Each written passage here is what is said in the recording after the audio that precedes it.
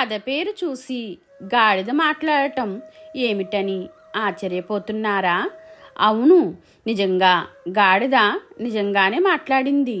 ఒకసారి అక్బర్ చక్రవర్తితో మాట పట్టింపు వచ్చి బీర్బల్ గాడిదతో మాట్లాడించటమే గాక గాడిదతో పుస్తకం కూడా చదివించాడు. ఇప్పుడు మీకు ఆ కథని చెప్పబోతున్నాను.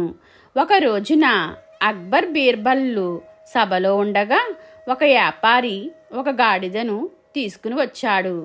తాను తీసుకువచ్చిన గాడిదను రాజుగారికి అమ్మాలన్నది ఆ వ్యాపారి ఉద్దేశం. దానికి బీర్బల్ కూడా సభలో ఉండటం చూసి ఆ వ్యాపారి ఎంతో సంతోషించాడు.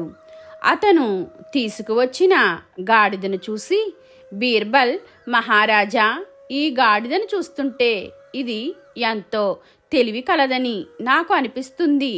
మనం కొంచెం శ్రద్ధ తీసుకుని ఈ గాడిదకు రాయటం చదవటం నేర్పిస్తే గాడిద నేర్చుకుంటుందని నాకు అనిపిస్తుంది అన్నాడు. అంతే, అక్బర్ ఆ మాటనే పట్టుకున్నాడు. అయితే బీర్బల్, ఈ గాడిద చాలా తెలివైనది అని అంటావు, అవునా అని అడిగాడు మహారాజు. అవును మహారాజా అన్నాడు బీర్బల్. మనం కొంచెం ఓర్పుగా చెబితే ఈ గాడిద చదవటం రాయటం నేర్చుకుంటుందని అంటావు, అవునా అని అడిగాడు అక్బర్. మళ్ళీ అవునని చెప్పాడు బీర్బల్. వెంటనే అక్బర్ చక్రవర్తి ఓ నిర్ణయానికి వచ్చారు. ఆ వ్యాపారి దగ్గర గాడిదను కొన్నాడు. ఆ గాడిదను బీర్బల్ చేతిలో పెట్టాడు.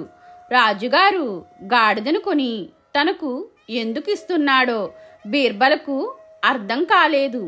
వెంటనే రాజుగారిని అదే ప్రశ్నను అడిగాడు. బీర్బల్, ఈ గాడిదను నీతో పాటు తీసుకుని వెళ్ళు. ఓ నెల రోజులు సమయం ఇస్తున్నాను. ఈలోగా ఈ గాడిదకు చదవటం రాయటం నేర్పించు. నెల రోజుల తర్వాత గాడిదను తీసుకురా. ఒకవేళ నువ్వన్నట్లుగా నెల రోజుల లోపల గాడిదకు చదవటం రాయటం రాకపోతే నిన్ను శిక్షించాల్సి ఉంటుంది. చెప్పు, ఇది నీకు సమ్మతమేనా అని అడిగాడు అక్బర్ చక్రవర్తి. బీర్బల్కు రాజుగారి మాట మన్నించటం మినహా వేరే గత్యంతరం లేకుండా పోయింది. అలాగే మహారాజా, మీరు కోరుకున్న విధంగానే నెల రోజుల లోపల ఈ గాడిదకు మాట్లాడటం రాయటం నేర్పిస్తాను అన్నాడు బీర్బల్. రాజుగారు చెప్పిన విధంగా గాడిదను తీసుకుని ఇంటికి వెళ్ళాడు. రాజుగారి సభలో ఉన్నవారంతా బీర్బల్ సాహసానికి ఆశ్చర్యపోయారు. ఇదంతా జరుగుతుందా? నిజంగా బీర్బల్ గాడిదకు చదవటం రాయటం నేర్పిస్తాడా? ఒకవేళ ఆ పని చేయలేకపోతే రాజుగారు బీర్బల్ను శిక్షిస్తారా? లేకపోతే బీర్బల్ మీద ఉన్న అభిమానం కొంది మందలించి వదిలేస్తారా? అసలు జంతువులు ఎక్కడైనా మాట్లాడతాయా? మాట్లాడటమే రాని జంతువుకు బీర్బల్ చదవడం రాయడం ఎలా నేర్పిస్తాడు? బీర్బల్కు ఈసారి ఎలా అయినా శిక్ష తప్పదు అని ఓ వర్గం వారు ఇంతకు ముందు కూడా ఎన్నోసార్లు ఇలాంటి చిక్కు సమస్యలను బీర్బల్ ఎంతో తెలివిగా పరిష్కరించాడు. అలాగే ఈసారి కూడా ఎంతో తెలివిగా ఈ సమస్యను పరిష్కరిస్తాడు అని మరొక వర్గం వారు. ఈ విధంగా సభ రెండుగా చీలిపోయింది. ఒక వర్గం బీర్బల్కు అనుకూలంగా ఉంటే మరొక వర్గం బీర్బల్కు వ్యతిరేకంగా ఉంది. ఈ విధమైన ఊహాగానాలతో నెల రోజులు గడిచిపోయాయి. గాడిదను రాజుగారి సభకు ప్రవేశపెట్టే రోజు దగ్గరకు వచ్చింది. గాడిదతో సహా బీర్బల్ రాజుగారి సభకు హాజరయ్యాడు. బీర్బల్ గాడిదకు రాయటం చదవటం వచ్చినదా? కుతూహలంగా అడిగాడు అక్బర్. చిత్తం మహారాజా అన్నాడు బీర్బల్. బీర్బల్ సమాధానానికి సభలో ఉన్నవారంతా ఆశ్చర్యపోయారు. గాడిదకు నిజంగా చదవటం రాయటం వచ్చిందా? ఎప్పట్లాగే ఈసారి కూడా బీర్బల్ ఏదో చమత్కారం చేస్తున్నాడు. బీర్బల్కు ఈసారి శిక్ష తప్పదు. ఈ విధంగా తమలో తాము మాట్లాడుకోసాగారు. బీర్బల్, నువ్వు చెప్తున్నది నిజమేనా? గాడిద నిజంగా చదువుతుందా? అడిగాడు అక్బర్ చక్రవర్తి. ఏది? అయితే గాడిదతో ఏదైనా చదివించు అడిగాడు అక్బర్ చక్రవర్తి. వెంటనే బీర్బల్ ఒక పుస్తకం తీసుకుని గాడిద ముందు పెట్టాడు. సభలో ఉన్న వారందరూ ఆశ్చర్యపోయేలా గాడిద తన నాలుకతో పుస్తకంలో పేజీలు తిప్పటం మొదలుపెట్టింది. ఆ విధంగా తిప్పుతూ 3వ పేజీకి రాగానే గట్టిగా చదవడం మొదలుపెట్టింది. ఇదంతా చూస్తున్న అక్బర్ చక్రవర్తి, సభలో ఉన్న మిగతా వారు ఆశ్చర్యంతో ముక్కున వేలు వేసుకున్నారు. అద్భుతం, నిజంగా అద్భుతం! బీర్బల్, నీవు చాలా గొప్పవాడివి. నిజంగా నువ్వు అన్నట్టుగానే సాధించి చూపించావు. నీకు మంచి బహుమానం ఇచ్చి సత్కరించాలి అంటూ బీర్బల్ని ఎంతగానో మెచ్చుకున్నాడు రాజుగారు. బీర్బల్ చిరునవ్వుతో ఆ ప్రశంసలు స్వీకరించాడు. అది సరే బీర్బల్, ఇంతకీ ఆ గాడిద ఏమంటున్నది అని అడిగాడు మహారాజు. అది ఏమంటున్నదో తెలియాలంటే మనకు గాడిద భాష తెలియాలి మహారాజా అన్నాడు బీర్బల్. అంతే. అక్బర్ చక్రవర్తికి బీర్బల్ చేసిన చమత్కారం ఏమిటో అర్థమైంది. సరే, మనకు గాడిద భాష తెలియదు కాబట్టి గాడిద ఏం మాట్లాడుతుందో మనకు తెలియదు. ఆ విషయం ప్రక్కన పెట్టు.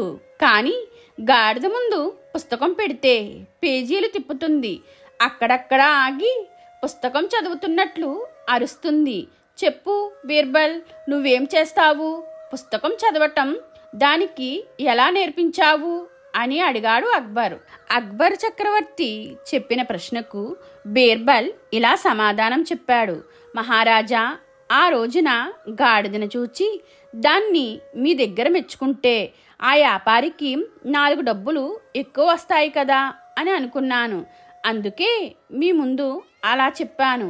మీరు వెంటనే 1 రోజులు సమయం ఇచ్చి గాడిదకు చదవటం రాయటం నేర్పించమని చెప్పారు. జంతువులతో మాట్లాడించటానికి నాకు ఎలాంటి ఇంద్రజాల విద్యలు తెలియవు. కానీ ఇప్పుడు మీరు ఒప్పుకుంటున్నారు గాడిద పుస్తకం పేజీలు తిప్పుతూ చదువుతుందని. కాబట్టి నేను అసలు విషయం చెప్పేస్తాను. తీరా అసలు సంగతి విన్నాక మీరు నన్ను శిక్షించకూడదు అన్నాడు బీర్బల్. అక్బర్ అందుకు అంగీకరించాడు. మహారాజా గాడిదను ఇంటికి తీసుకుని వెళ్ళాక ఒక రోజంతా దానికి ఏమీ పెట్టలేదు. దాంతో అది ఆకలితో నకనకలాడిపోయింది. మరునాడు ఇదిగో ఈ పేజీలో గడ్డి పెట్టాను. అంతే, అసలే ఆకలి మీద ఉంది.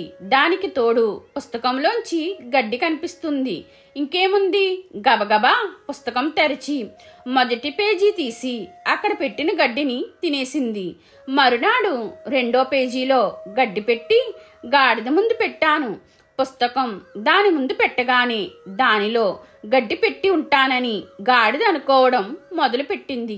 దాంతో 2వ రోజు కూడా పుస్తకం దాని ముందు పెట్టగానే గబగబా మొదటి పేజీ తిప్పింది. దానికేమీ కనిపించలేదు. వెంటనే 2వ పేజీ తిప్పింది. ఈసారి అక్కడ గడ్డి కనిపించింది. 3వ రోజు కేవలం పుస్తకం మాత్రమే గాడిద ముందు పెట్టాను. అందులో గడ్డి పెట్టలేదు. ఎప్పుడైతే పుస్తకంలో గడ్డి పెట్టలేదో గాడిద పెద్దగా అరవడం మొదలుపెట్టింది. ఈ విధంగా సుమారు 1 రోజుల పాటు దానికి శిక్షణ ఇచ్చాను. అంతే, అదే విధంగా మీకు ఇచ్చిన మాట నిలబెట్టుకున్నాను అంటూ తను ఏ విధంగా గాడిదతో మాట్లాడించాడో రాజుగారికి వివరించాడు బీర్బల్. అంతే, సభలో ఉన్న వారంతా చప్పట్లు కొట్టి బీర్బల్ను ఎంతగానో అభినందించారు. ఇక రాజుగారైతే బీర్బల్కి బోలెడని బహుమానాలు ఇచ్చారు. చూసారా పిల్లలు, బీర్బల్ ఎలాంటి చిక్కు ప్రశ్నలకైనా ఎంత సులభంగా పరిష్కరిస్తున్నాడో. మీకు ఈ వీడియో నచ్చితే లైక్ చేయండి, షేర్ చేయండి, కామెంట్ చేయండి, నా ఛానల్ని సబ్స్క్రైబ్ చేసుకోండి.